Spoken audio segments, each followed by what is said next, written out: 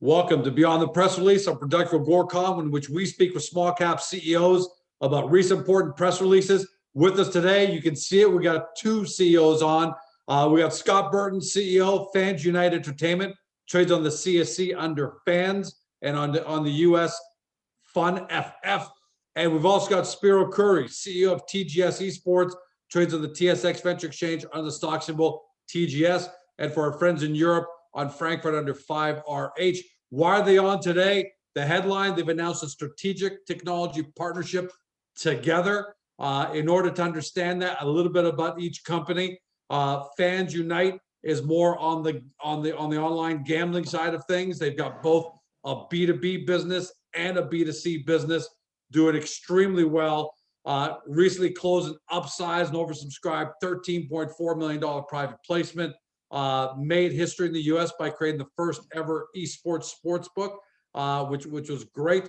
And they got their multi-gaming license and they applied for the U.S. gambling license. On the other side, TGS and Spiro, founded in 2018, but already a leader in esports events, sponsorship and production, putting on tons of esports tournaments per week. If you follow them on Twitter, they're always reporting on these things. They've got great corporate sponsorship from the likes of Red Bull, Pepsi, Shaw, 7-Eleven, you name it. And they also recently closed a financing that I believe was oversubscribed as well for $2 million. Guys, welcome to the show. Thanks, George. Thanks, George. Great to see two more Gorecom clients get together. That's awesome. Not that we brought you guys together, but great to see the family getting stronger. The headline is you've announced a strategic technology partnership, and you're going to be what specifically live esports tournament prediction games is what you guys are going after. Before we get into the press release, if you guys could take a shot at, because that's a mouthful, what are live esports tournament prediction games? Yeah, I'll start, George, because so it's technology that we have in our current platform for our B2B offering, which is built off of what we call stream bets in that scenario. So what we do is we take live streams of events, so esports tournaments, and then we match with a prediction game. So in our platform, it's typically been real money betting. So as you're watching the event on your stream, so direct from the sites, we're rolling in bets or these predictions of what's going to happen next. So it's sort of hyper contextual, really rapid fire. So trying to keep people engaged and keep people on site. So every 30, 40, 50 seconds, we will be rolling in these prediction options of, who's going to get the next headshot? Will there be a knife kill in the next 2 minutes? All these things for the different games. And with the tools that we have built, we can offer it up to TGS for them to put into their events. So we don't have to be there to actually run it. So anybody can partner with us and then manage these events themselves. So they don't have to be large professional events. They can be grassroots tournaments like what TGS does a lot of, but then just offer another way to engage. So we're providing that, and then TGS is the one going out and doing the partnership deals. Spiro, how much stronger does this really cool feature make your tournaments? Because you guys are tournament kings. Mm-hmm. How cool is this feature, and what kind of feedback have you gotten from either the industry or some of your users? Yeah, no, it's tremendous. I mean, one of the issues that's always kind of arisen in esports and esports production is how to engage the audience that's watching and how to make value out of those viewers. And so, last weekend, for example, at TGS, we produced 2 Rocket League streams. And combined, they had over 100,000 unique viewers, and both of them in their respective time slots were #1 in the Rocket League category. That's 100,000 people that are watching these events that we can now engage with through a game, right? We're gamifying the viewer experience. And I think that's one area that traditional streaming platforms have kind of been a bit negligent in, is really finding a way to engage and gamify that audience. So obviously for TGS, it's a huge deal because we now have a new avenue for our production and a new avenue for our streams to be communicated with. But more importantly, these Fortune 500 brands, these large partners that we work with that are engaging with us to build an esports community and an esports experience for them, we now have another opportunity to get their brand engaged with viewers and allow for tremendous opportunity long-term for that brand affinity to be connected. So for us, we believe and we know it's a game changer. We're really excited about the possibilities. The other thing to mention here is, we're working through the technology with fans right now, and we're super excited. But when Pepper is launched and ready, the plan is to actually have this be on Pepper as well. And so anyone around the world who's running an esports tournament through Pepper will have the ability to add the prediction games to their tournaments as well. So long term, there's just millions of possibilities with the technology. And by the way, for people watching at home, Pepper is an esports tournament platform that TGS acquired, and is an all-in-one beautiful package. And it's really going to make when's that launching, by the way, Spurs? Since you mentioned, when does Pepper Esports launch? Any day now. And if Ben, our CTO, is watching, yesterday. Because we're going to have the Agorcom. I'm telling you, we're going to have Agorcom esports tournaments between clients. Yeah. Right? That is our plan. Scott, how do you guys make money from this? Because you guys are a real money. Your business is you create real money betting and wagering on esports and other kinds of events. But this isn't real money here; it's prizes. So how do you guys each? Let's start with you. How do you generate revenue out of this? Or is this something so that esports viewers can get comfortable with it and say, "Wow, this is cool. How do I find out about this if I want to make real money bets in a licensed environment?" Yeah, I think that's the longer term play for us there. So anytime we do any software, we can get licensing fees. So just typical software as a service type licensing fees. And then we can work together with TGS to approach large brands and work together on bringing brands into their sort of product and onto ours. So there's opportunities there, but yeah, the ultimate play for us is to develop users that start to use a product like this that's free to play, and then acquire people who will eventually look to do a real money version of it, either through a partnership we have with TGS or someone else or one of our own sites. So ultimately for us, it's about education for people about esports betting and getting them in the free to play mode, and then converting later on into real money users. By the way, how do the prediction questions come up? Like who's going to get knifed next? Is it something that someone's got to be manually entering from the background, or is it driven by artificial intelligence? How's that happen? It's a combination, so it's a mix. So the way we have it set up for partners, it's kind of a white label product they can customize and use. So for each game that they want to run it on, they can set up templated questions that are specific to that game. And then they can have someone during the event. So on a grassroots event, you'll have someone managing it, but they can then dictate which questions are going to be populated. For larger events that are professional events, there can be automation because we're getting data feeds and stuff direct from servers.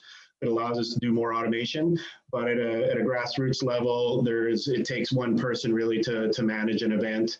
But then that scales because, as Spiro said, you can have 100,000 people watching and playing the game. But what it also adds is the ability then, or more content for the people that are broadcasting. So you can have real-time predictions going up, and the commentators can set the questions if they want. So they can produce a question, it'll show on stream, and then real-time you'll be seeing where the people are guessing. So you'll see the percentages of where the predictions are going. So 80% people think such and such is going to get the next kill. So it adds to the content and the experience for the broadcaster as well.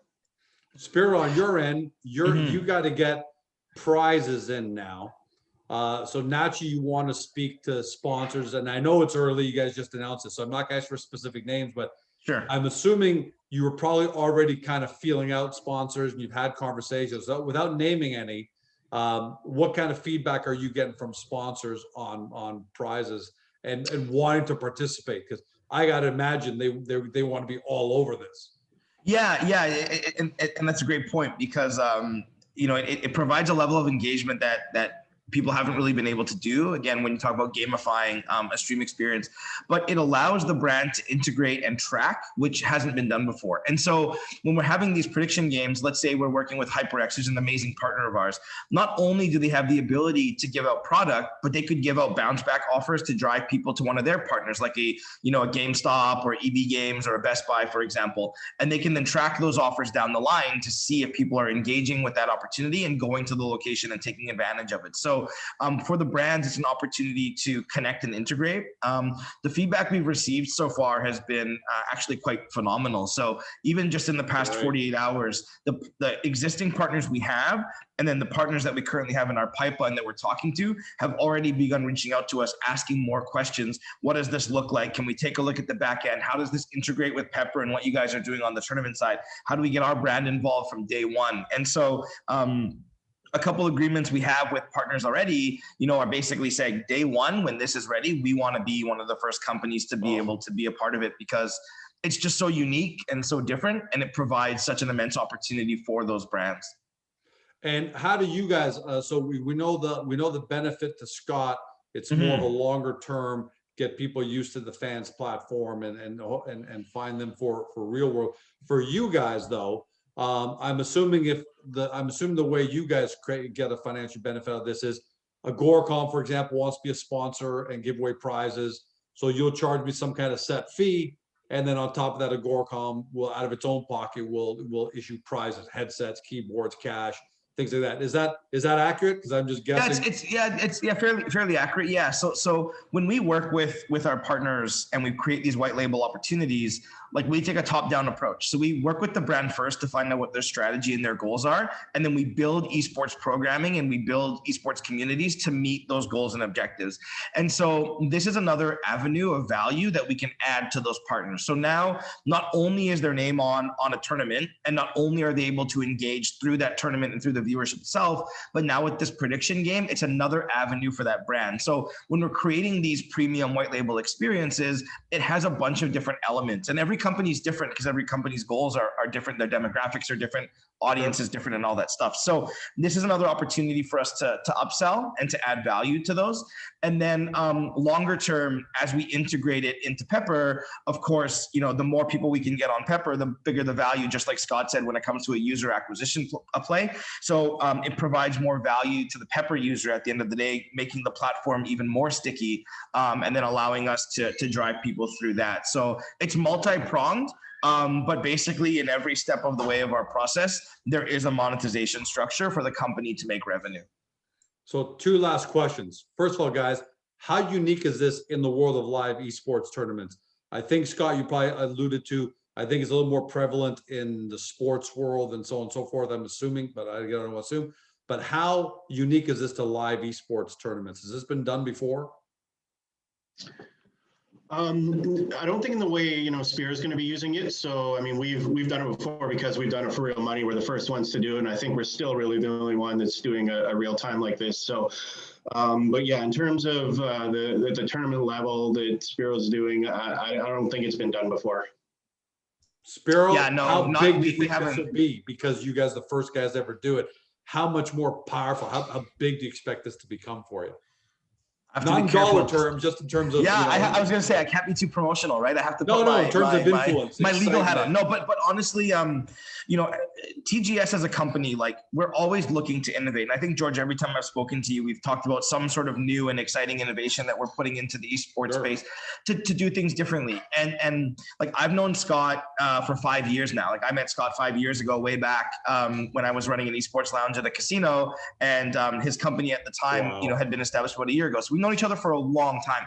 And not only are we fans of Scott, but we're massive fans of FansUnite and what they've been able to build. And so at the end of the day, like when 2 local companies that are in the same space can get together and have a strategic partnership that's going to benefit both of them, not only is it a win for us and for our shareholders, but it's a win for all of our partners that are getting involved as well. And so when you look at, the blue sky opportunity here, there isn't anyone on the community tournament space that's really offering this. And when you look at the world and where the world is now, and the online focus, when people start to get back into going to conventions and going to events, to, again, now be able to gamify those users and have them be connected via their devices. Because again, they can watch it on their phone, they can watch it on the laptop or a tablet while they're at an event and predict as well, and then get prizes in real time. Like, there's just such an exponential opportunity here. So, we're just scratching the surface of what this partnership means, but long-term from a community esports perspective, like I used the term earlier, and I'm not,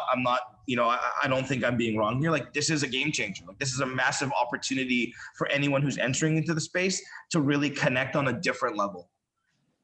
Last word to you guys, Scott. What do you want your shareholders to know coming out of this? And yeah, go ahead.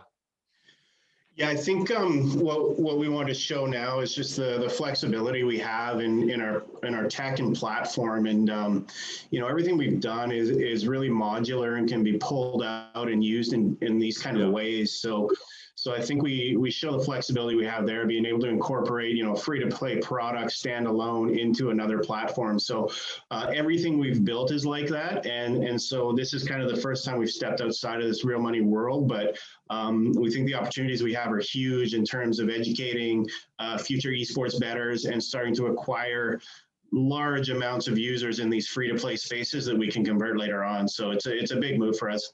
And that is a winning model, right? We know, we've seen for years, if you're Canadian, PokerStars.net, PokerStars.net's the free to play. And the idea is if people like it free, they'll eventually jump into the real money side. So it's a winning model. Spiro, for you, what do you want your shareholders to take away from this?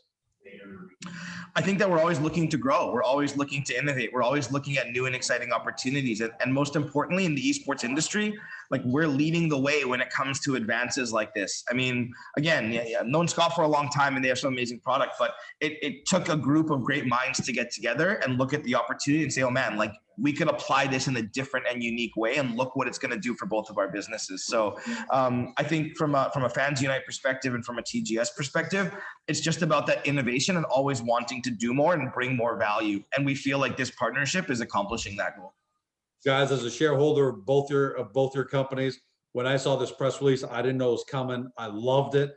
I just think it showed so much range and so much capability that I didn't assume was possible right now. So I love it, and I'm making the commitment here for everybody watching. As soon as Pepper Esports is live and running, we are going to have the first Agoracom esports tournament. I'll get Client A versus Client B. I don't know who it's going to be, and Client Z versus Client D. And we're going to incorporate the live tournament prediction stuff as well from both you guys. So at that point, it'll be a super marriage. TGS, FansUnite, Agoracom, public company A, public company B. The entire small cap world will be watching, but that's how exciting you guys both are. Congratulations on this partnership. And can't wait to have you guys both on maybe in the 3 months or so, when we've had time to see what kind of impact it's really had in application. So until then, not that you guys won't be on before that, but until we bring that together again, congratulations, guys. All right. Thanks, George. Thanks, George. Really appreciate it. Thank you. Okay. See ya. For everybody at home, you've been watching or you've been listening by podcast on Spotify, Google, Apple, your favorite podcast platform too. Scott Burton, CEO, FansUnite Entertainment, trades on the stock symbol FANS. Got to love that stock symbol on the CSE. For our friends in the US, FUNFF. And also Spiro Curry, CEO, TGS Esports, stock symbol, of course, TGS on the TSX Venture, and in Europe under 5RH. Guys at home, do your due diligence. We know there's a lot to absorb here. Shareholders of each company are now really finding out about the other companies. So if you want to do some due diligence, get to each of their hubs in Agoracom. Read the profile section for each, because we've got it neatly laid out for you in layman's terms. And then make sure you click off onto both their websites to do even more due diligence, because hopefully today you discovered, if not one, but maybe even two small cap esports companies of the future. Thanks for joining us. Have a great day. See you next time.